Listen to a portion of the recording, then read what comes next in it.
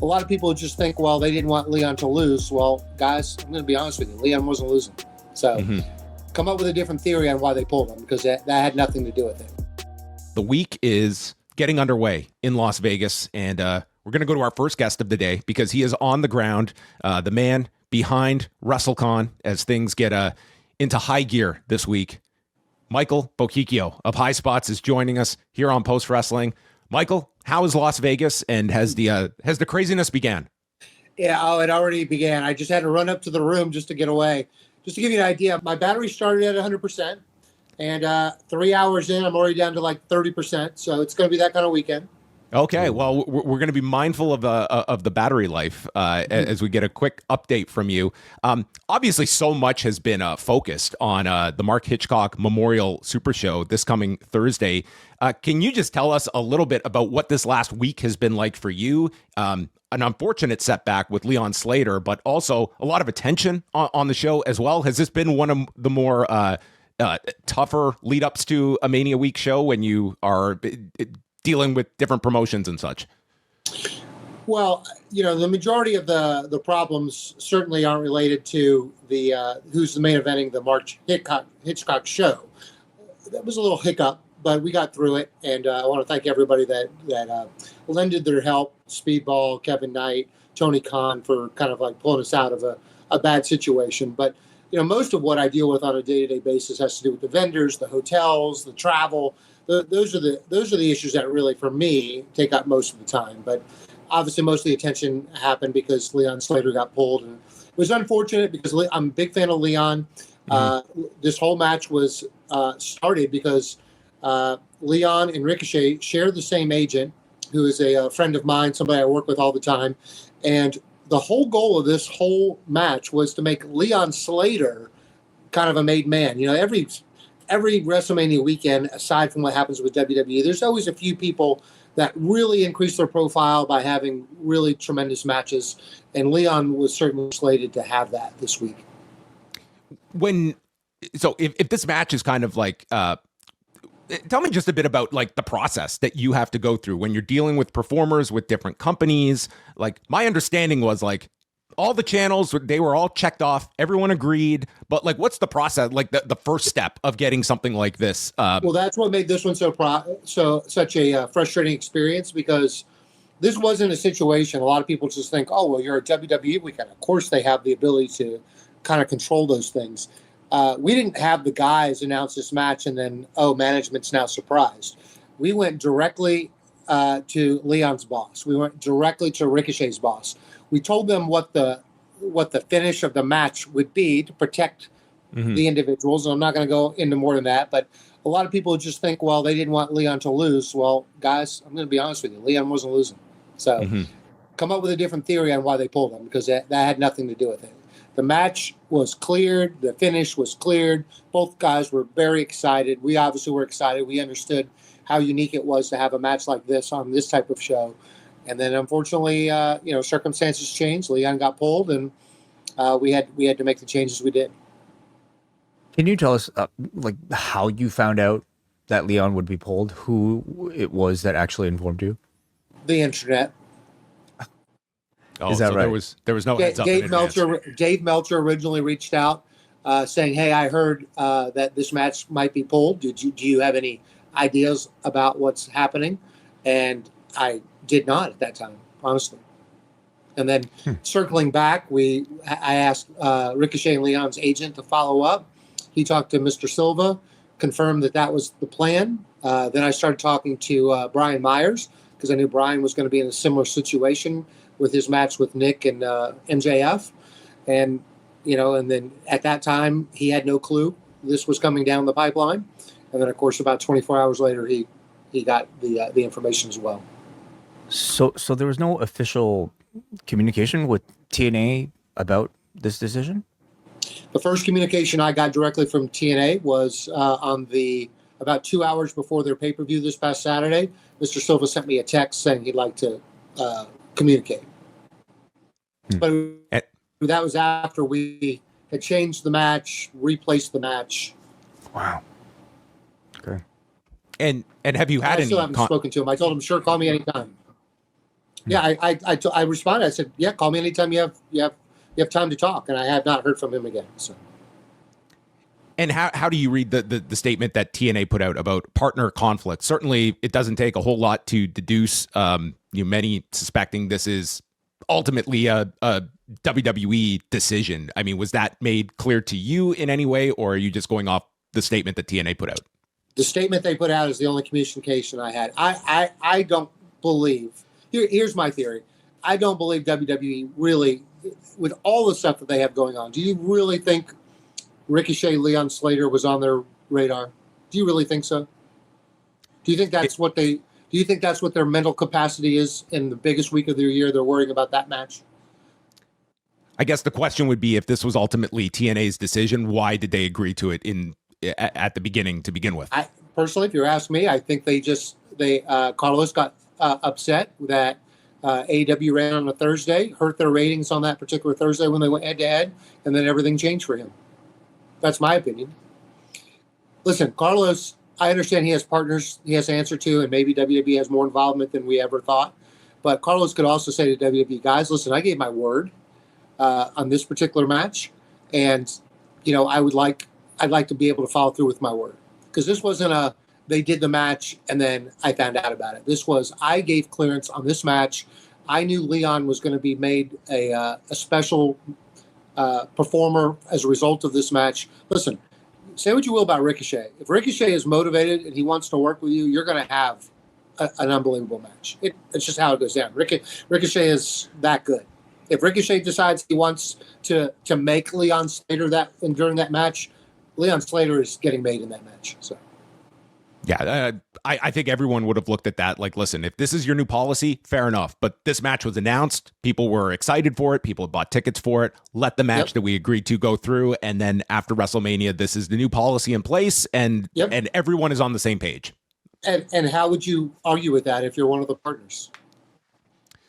You wouldn't, but I'm sure, Michael, you have dealt with many of these headaches along the ways. We're trying to get into the heads of some of these companies. It's not always fan first when it comes to. And a lot of people think because what we do, kind of like jumps on the back of WWE's big weekend. WWE, for the length of how long I've been running WrestleCon, has been nothing but supportive of what we've done. They've never done a single thing that I can think of that you would say, hey, they're trying to make my job harder. I think they realized that if I wasn't in the position that I'm in, someone else probably would fill that gap. And I'm very mindful, respectful of their intellectual property. Whenever I see things like that, I deal with it for them. I'm very appreciative of what they do this weekend, especially not only to WWE fans, but just wrestling fans in general. And I understand what part I play in it. When it comes to how it affected you over this last year, going from the New Orleans location back to Las Vegas and running Las Vegas for a second year in a row, what has your early indications been of your fan base and coming back to the city for a second year in a row, and as well the shift from New Orleans, because this is obviously like significant planning that goes into this for you? Well, I'm going to start with one and go to New Orleans. There's a tremendous amount of travel fatigue related to Las Vegas. I've had a lot of our best customers, mostly international fans, just say, hey, we're going to sit this one out. We went to Vegas last year. A lot of people, I think, use this as an opportunity to travel once a year with their family. And whenever you want to go back to the same location back-to-back years, I think you're just going to deal with that travel fatigue. Maybe WWE is not as hot this year as they were last year. That's arguable. I still think they have a tremendous product, but I absolutely see the travel fatigue in both our attendance numbers, and of course, I think WWE is experiencing that as well. I mean, this event will not be as well attended as last year's Las Vegas event for us. I don't know how it's going to be for WWE, but I know for us, we're gonna have a much smaller crowd than we had last year. And most of the feedback I get is I've lost interest in the WWE product. I just didn't want to go back to Vegas back-to-back years. You asked about New Orleans. I actually had a signed contract with the Marriott in Canal Street, place that we had previously done a WrestleCon. Made all my deposits, signed all my contractual stuff, and then when they made that change, unfortunately, the Marriott didn't care because they had a contract, and there's litigation that's going to come from that. They're gonna go after the amount that I committed to in the contract, and it's something that I'm going to have to deal with here in the next couple of months. Any thoughts on what you guys are going to do next year? Well, if WWE stays in Saudi Arabia, my goal is to find a location, maybe New Orleans, that we could kind of make a community of what we do here. And I don't think it necessarily has to be on Mania weekends. Mm-hmm. I just think it could be a weekend where myself, all the other independent promoters, I've talked to people like Conrad that does StarCast. I think everybody wants to do a weekend where it's ours. It's always been next to what WWE does. And again, I think WWE appreciates what we do because, and I see this online all the time, you're just leeching off what they do. Okay, you can make that argument, but I can tell you I've got 450 wrestlers here. I have almost 100 staff members here. I have hundreds of vendors and all those independent shows and all the wrestlers at those independent shows that would not be here if it was just WrestleMania. What we do, what all the other promoters that are doing during the weekend do, brings thousands of people, brings tens of thousands of room nights, hundreds and maybe even millions of dollars coming into the city. And who gets credit for bringing this money in? WWE. So do you think they don't want this extra money, these extra hotel rooms, these extra food spends to be on part of their weekend? Because obviously they can go to the next city and say, look how much money we brought to this city. Yes, it's because they were here first, but they've built up this monster that we have become an ancillary part of for years, and it all contributes to the greater good when WWE goes to the next town.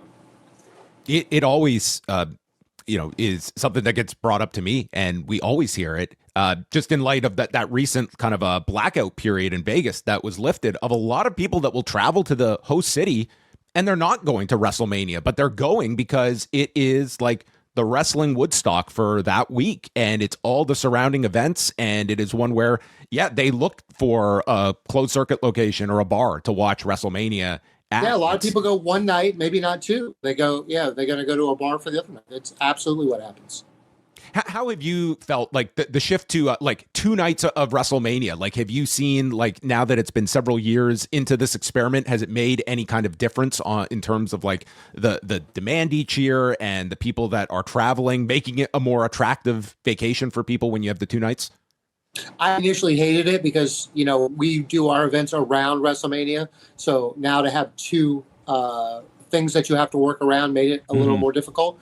But I think for the wrestling fan, it's great. I think I love the 2-night experience. I love the 2-night experience SummerSlam weekend and on Mania weekend. It gives more performers on WWE's roster a better match. They're not all squeezed into one match. And I think it gives an opportunity for more opportunities for the fan to go to these shows. It's, going to, if you've not been to a WrestleMania as a fan, it's got to be on your bucket list. It's an amazing experience and really stands out from anything else in wrestling.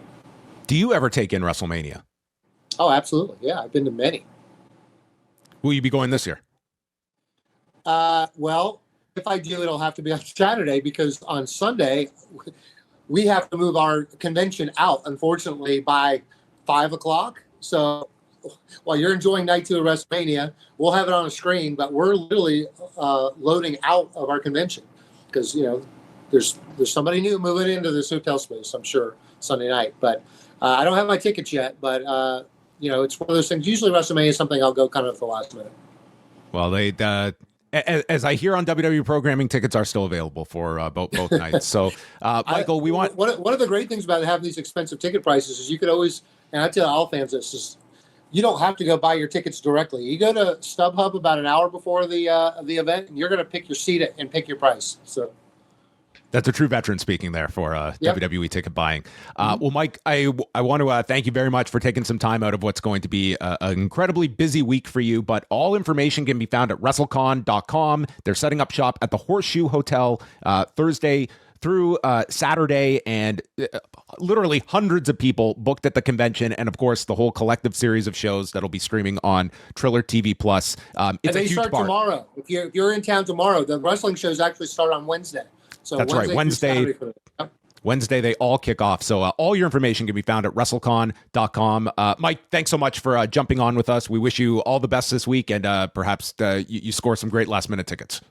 Thank you for your opportunity to promote the event. Appreciate it. All right. Thanks, Mike. Have a great week. It is WrestleMania month at postwrestling.com. Wai Ting and John Pollock go live all WrestleMania week beginning Monday, April the 13th. Sign up for the Post Wrestling Cafe and you will get live shows all week long leading into our coverage that weekend of WrestleMania 42. This month, we're also bringing you reviews of Spring Break 2 from New Orleans in 2018 and a special Patrons Pick edition of Rewind Away. Sign up now at postwrestlingcafe.com, and this month, new subscribers get 50% off for the first month. Head on over to postwrestlingcafe.com.